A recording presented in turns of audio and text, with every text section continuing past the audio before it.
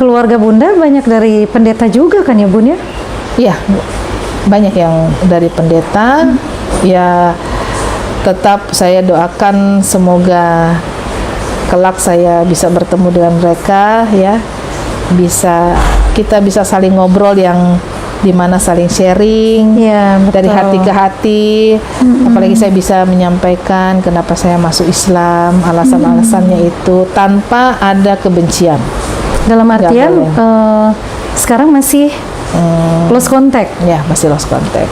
Insya Allah. Respon keluarga saat tahu Respon pertama, ya respon seperti keluarga. biasa. Respon pasti ada rasa kaget ya, shock kemudian ya, pasti. shock ya, kemudian rasa tidak suka. Tapi akhirnya ada juga keluarga ya, memang kalau Nevi kamu ingin memilih jalan Islam, silahkan kamu memeluk agama Islam, tentunya dengan sangat baik gitu.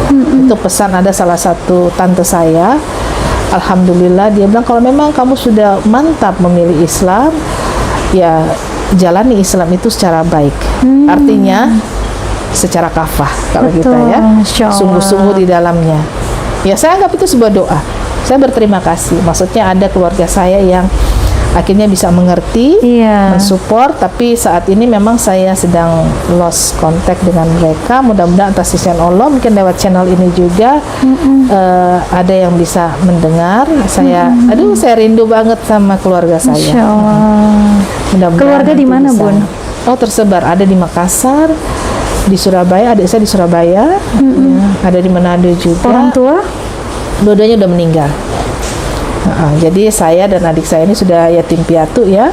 Adik saya di Surabaya, ya mudah-mudahan atas izin Allah bisa bertemu dengan beliau. Sekali lagi saya katakan bahwa kita ini hamba Allah hanya bisa menyampaikan Islam, tapi tidak bisa memasukkan seseorang ke dalam Islam. Betul. Nah, karena itu kita Hak prerogatif Allah hak ya, prerogatif hidayah. Allah, kita nggak boleh ambil ranahnya Allah gitu. Jadi mungkin di luar sana mereka berpikir ya mungkin yang kayak saya gitu atau teman-teman mualaf lain mungkin nanti kalau bertemu keluarga ada hasrat ingin memasukkan ke dalam Islam, itu salah. Karena kami tak punya kuasa Betul. untuk memasukkan siapa saja ke dalam Islam. Nabi Muhammad SAW aja nggak bisa mengislamkan pamannya kan, karena memang hidayah itu milik hak prerogatif Allah. Tugas kita cuma menyampaikan. Perkara mereka mau terima atau tidak itu bukan urusan kita gitu. Itu biarlah urusan yang bersangkutan dengan Tuhan. Ketika Bunda masih menjabat sebagai pendeta, fasilitas itu pasti ada ya Bun. Fasilitas, kemewahan. Biasanya ketika sudah kembali ke fitrah, menjadi muslim itu ujiannya luar biasa ya. Oh, semua orang pasti diuji, semua orang. Jadi artinya mau dia saat itu Islam ataupun tidak, selama hidup di dunia ini pasti dapat uji. Tapi mungkin ujian kasih sayang Allah itu kepada para mu'alaf, artinya yang baru memeluk agama Islam, tentu saya anggap itu sebagai ujian kasih sayang. Untuk apa? Untuk meningkatkan ketakwaan dan keimanan lagi. Nah, barang siapa yang lulus dari ujian itu, tentu dia akan merasa bahwa aduh ya Allah, betapa sayangnya Allah sama saya ya.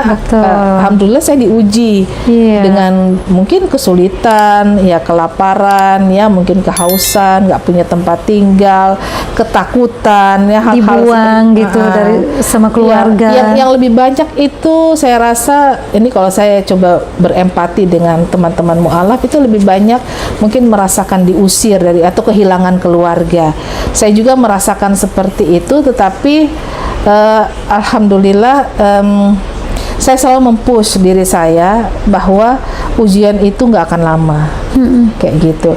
Artinya kan kita boleh memilih antara menyerah pada ujian itu atau ingin berhasil melewati proses ujian itu, dan saya memilih untuk bisa berproses dan berhasil menjalani ujian-ujian itu, tentunya sambil meminta ya Allah semoga saya ketika selesai dari ujian ini ketakwaan saya makin kuat lagi kepada Allah. Seperti itu. Masya Allah. Ini penting nih buat para mu'alaf juga, karena banyak fitnah-fitnah yang muncul bahwa nanti kamu kalau masuk Islam pasti hidup kamu susah. Nanti kamu kalau masuk Islam pasti menderita gitu. Terus qadarullah ketika dia masuk Islam dan dia dapat ujian, tuh kan apa gue bilang, kamu masuk Islam sih. Nah, padahal ujian itu mau dia Kristen, mau dia Islam, ya ujian itu pasti ada. Tapi harga yang ketika kita menjadi Muslim, ya harus ada harga yang kita bayar untuk mendapatkan yang lebih berharga gitu ya. Itu hidayah beriman ya sebelum Allah mengujinya. Iya, Surat betul. Al-Baqarah. Dan iman Islam itu di atas segala-galanya, Bun. Iya.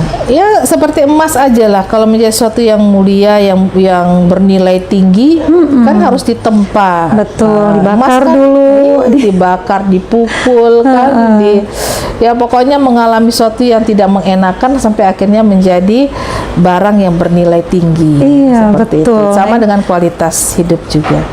Orang yang punya, tentunya yang berproses dengan ujian yang dia bisa lalui dengan bijaksana, dengan hati sabar, artinya ikhlas gitu ya.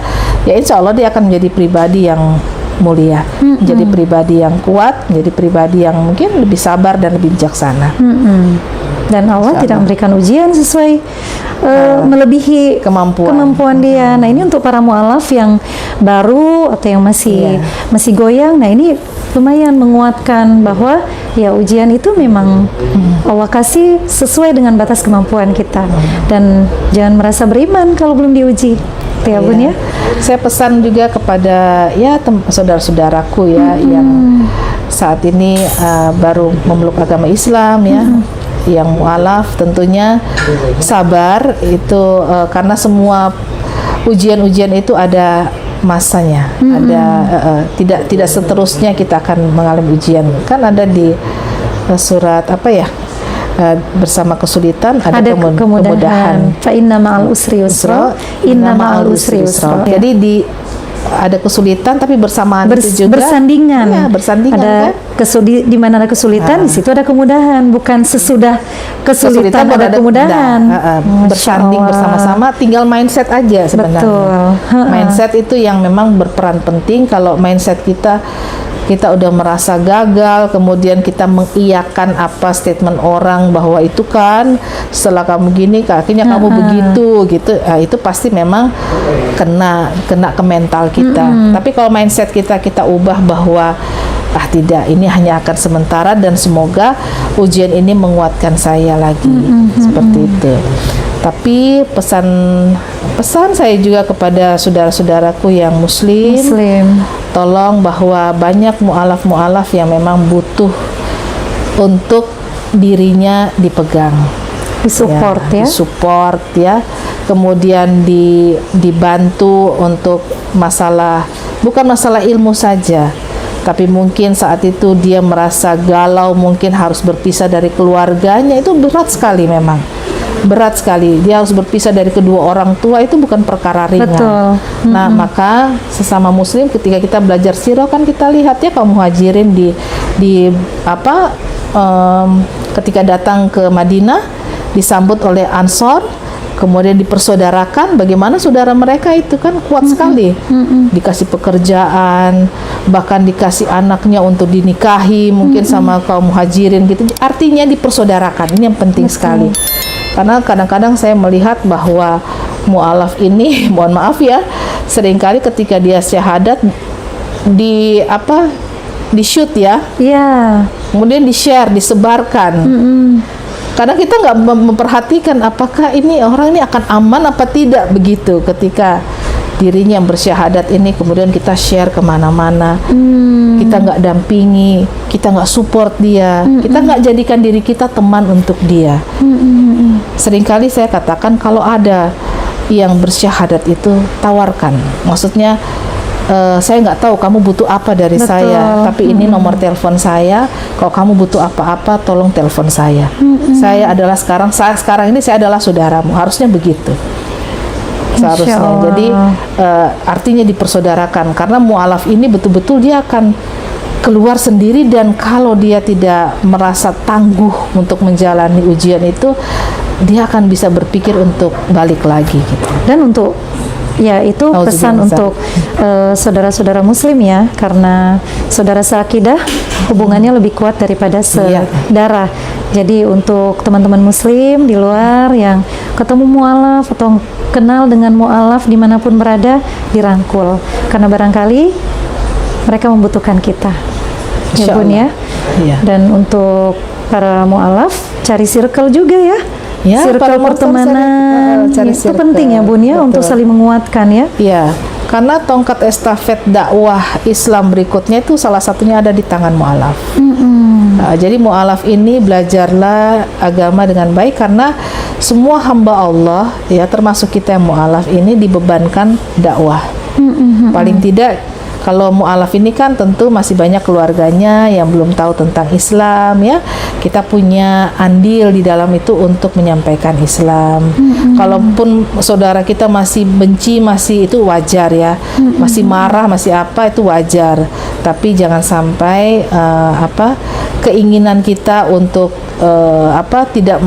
jangan sampai kita tidak punya keinginan untuk menyampaikan Islam kepada mereka. Itu yang saya juga menyadari. Saya ini nasihat tuh diri saya sendiri juga.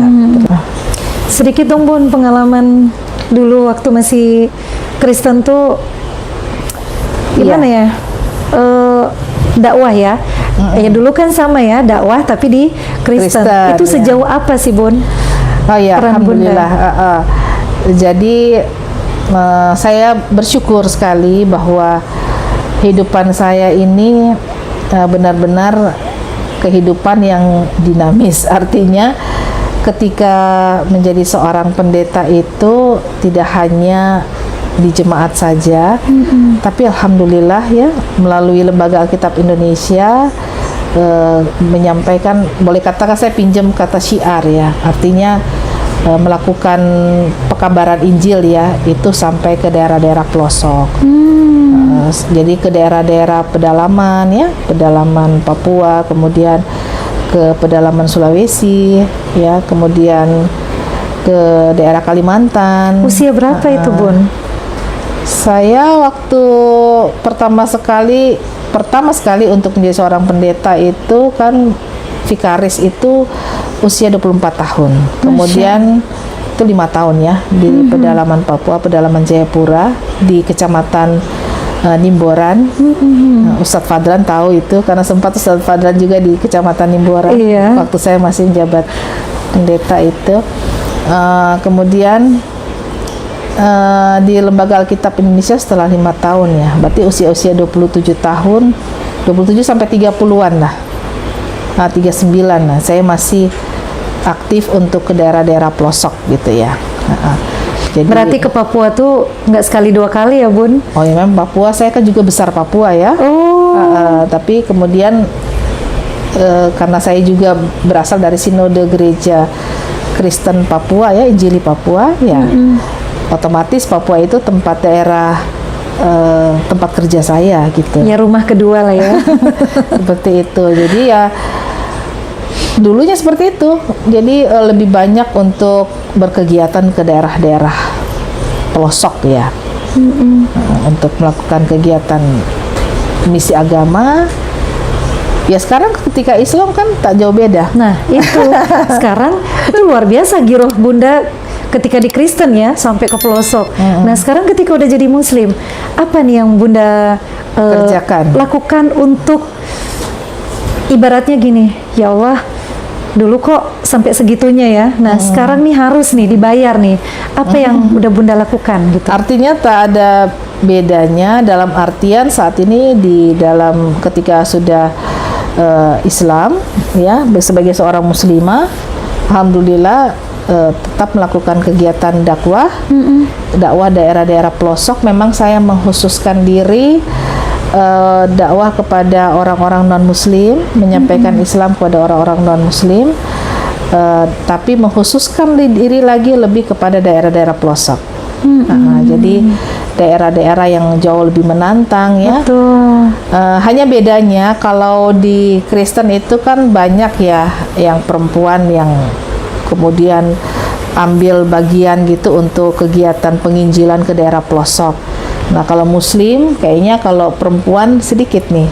Betul. Saya melihat dia karena lebih banyak yang ikhwan ya, yang laki-laki yang melakukan kegiatan dakwah ke daerah pelosok. Tapi ya karena mungkin sejak muda mental saya sudah tertempa seperti itu, jadi ketika saat ini sudah masuk Islam, kemudian umurnya juga mungkin sudah tidak muda lagi saya.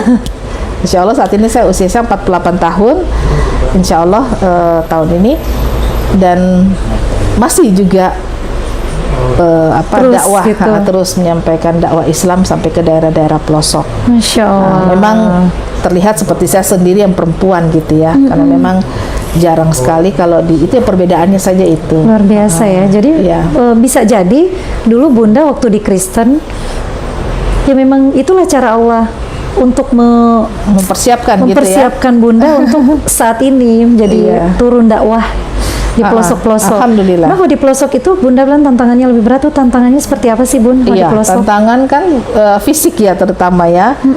Kita menjangkau satu daerah itu harus tidak dengan mudah dan nyaman tentunya ya. Contohnya apa ya?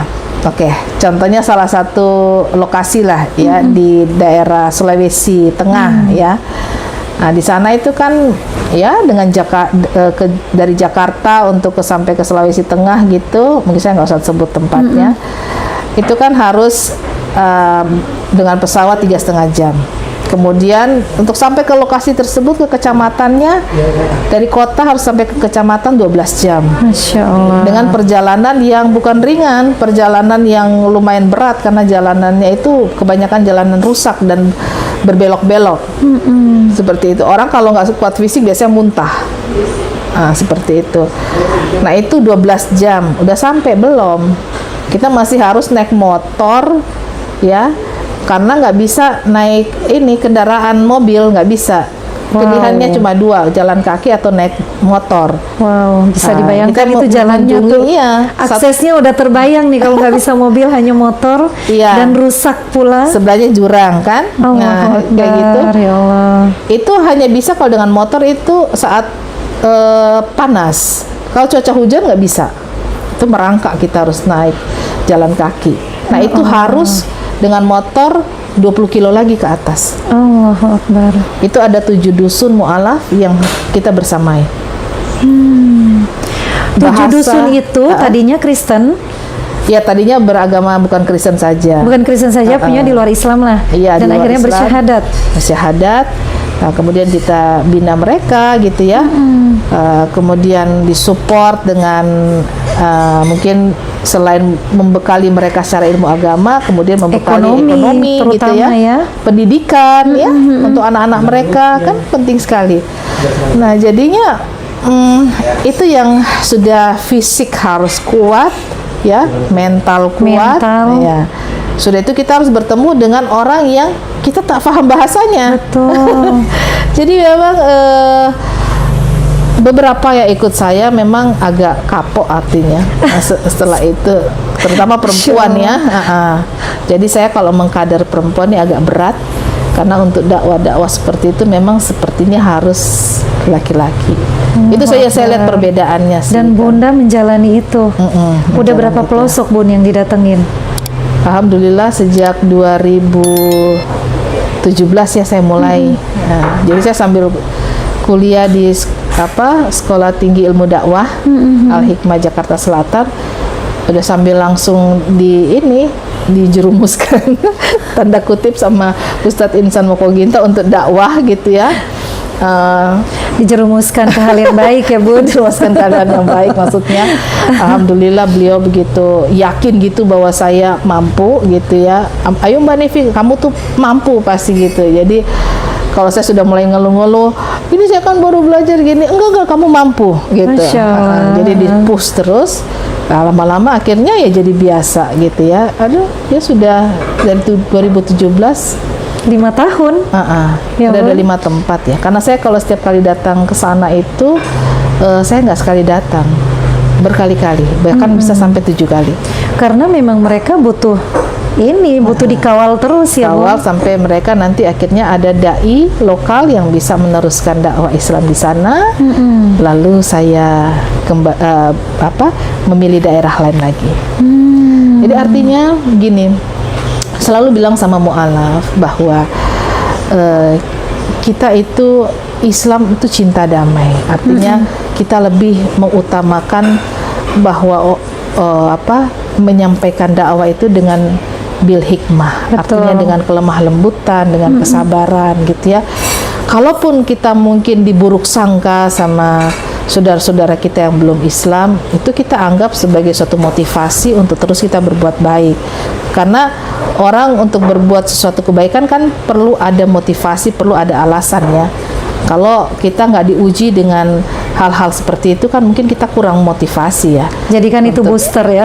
Itu jadikan itu booster suplemen saja. Kekuatan gitu. Itu, seperti itu, Insya Allah. Masya Allah.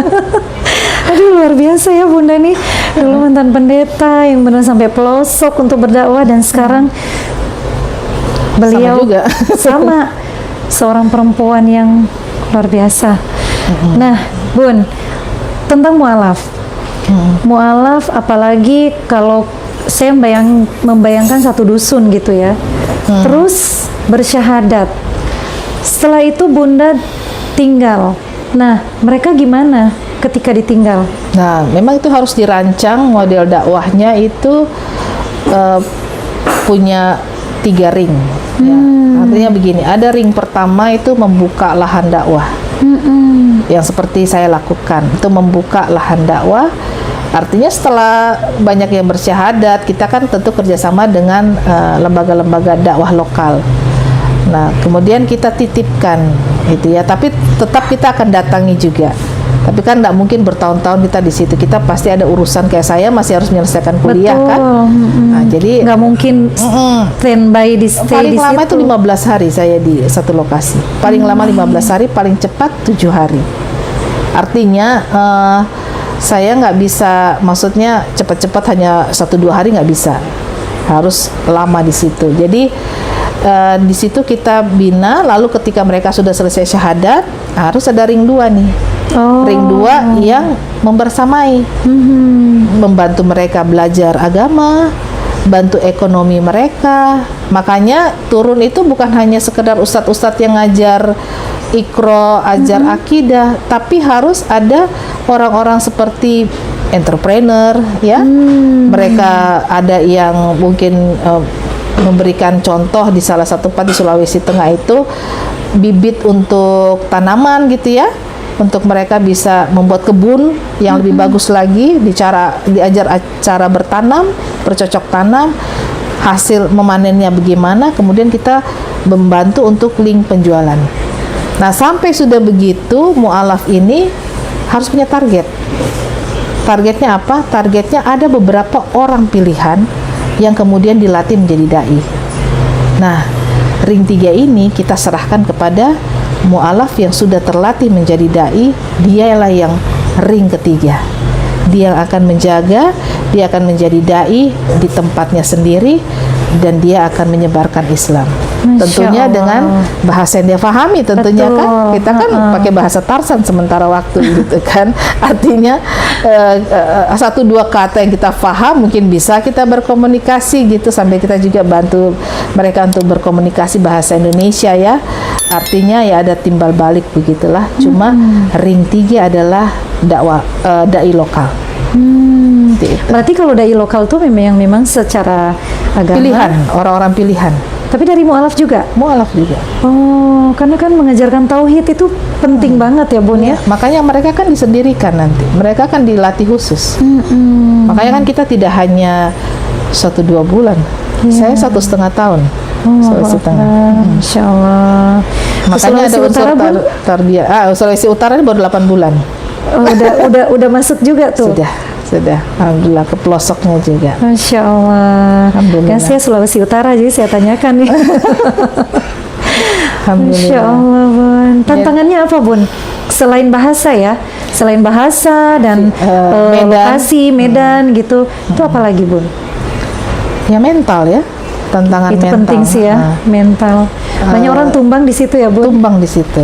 Kemudian masalah loyalitas. Nah, itu juga loyalitas, penting tuh. karena bagi orang yang tidak loyal, mungkin ya saya maklum ya, mungkin yang masih jiwa-jiwa muda, mungkin dia kaget dengan lokasi yang yang ekstrim ya. Mungkin tidak ada lampu jalan, tidak ada kafe ya, bagaimana di tengah-tengah perkampungan yang dekat hutan itu ada begitu kan, tidak ya. Maka biasanya sih yang saya mau kader-kader yang saya bawa dari Jakarta itu mungkin dari sisi mental kali ya. Mungkin mereka juga masih muda gitu ya, masih perlu banyak belajar lagi untuk dakwah yang khusus begini, kecuali mungkin yang memang dari kecilnya itu berasal dari keluarga yang memang keluarga pendakwah, yang memang dia melihat orang tuanya dakwah dan sudah dibawa sejak kecil, itu mungkin beda kualitas mentalnya. Tapi yang biasanya belum pernah itu pasti tumbang. Nah, tapi nggak apa-apa, itu semua kan berproses. Biasanya tumbang, tapi nanti ada yang semangat lagi. Ada yang nanti berapa tahun kemudian, Bunda saya ingin ikut lagi. Ya, mungkin setelah dia merenungi gitu ya, setelah dia rehat sebentar, menghilangkan syoknya dulu ya. Nah, seperti itu. Tapi ya alhamdulillah sih yang saya berwarnanya begitu. Memang untuk upaya kaderisasi tidak semudah, tidak semudah yang kita bayangkan. Karena kan memang kalau secara mental kesabaran itu bukan hanya dari medan, makanan ala kadarnya, nah, iya tuh, listrik mungkin nggak ada, tempat tidurnya ala kadarnya, tempat tinggal mungkin gitu nggak sih, Bun? Iya, karena ini cerita lucu aja ya. Saya suka ketawa juga di lokasi karena ya anak-anak dai muda yang saya bawa, akhwat ini ya, tiba-tiba aduh pengen jajan coklat gitu, tapi nggak ada gitu, saya sebut merek lagi ya, tapi maksudnya coklat gitu ya, nanti deh tit gitu. dan apa, aduh saya pengen makan kue ini kok nggak ada ya, jadi gitu-gitu aja sih, lucu gitu ya. Ya saya bilang ya tolong adaptasi gitu ya. Ya mungkin ada yang adaptasi 1-2 orang bisa, tapi makanya kalau saya biasanya nih pengalaman kayak gitu, kalau saya udah bersama mereka untuk sampai ke lokasi-lokasi terpencil begitu, biasa saya bawa 1 tas penuh snack-snack yang mereka akan rindukan selama 2 pekan kalau di pedalaman. Snack yang ada awet tapi ya, kalau coklat tetap aja meleleh. Mungkin yang kacang-kacangan atau apa yang kue-kue apa yang artinya awet, tapi nanti abis itu mikir lagi tuh donat-donat model merek-merek yang tahu kan. Itu mereka sudah ya, tapi itulah, itu juga hiburan saya karena dengan begitu saya bisa ketawa juga kan. Betul. Lihat tingkah mereka yang konyol, lucu di lapangan kayak gitu. Terus Bunda pernah cerita tuh kalau nggak salah bangun masjid yang banyak babinya. Oh gimana iya. tuh? Itu lucu juga. Iya. Jadi perkara itu ya, kita bangun masjid di sana. Tadinya tuh musola gitu. Tapi kok jadi besar gitu ya, akhirnya jadi berkembang muslimnya ya. Jadi tadinya tuh mau bangunnya kecil gitu, musola. Tadinya tapi mau ternyata, bangun musola. Ternyata kok mungkin banyak yang menyumbang ya, support gitu. Akhirnya kok jadi besar gitu ya. Akhirnya jadi masjid, dan alhamdulillah di situ kita tidak menyampaikan dalil-dalil Al-Quran, tapi atas izin Allah kemudian banyak yang tertarik masuk Islam. Lalu yang tadinya situ perkampungan situ banyak sekali anjing dan babi, atas izin Allah juga karena mereka sudah masuk Islam kan, akhirnya mereka kan nggak pelihara anjing dan babi lagi gitu. Jadi akhirnya jadi berkurang.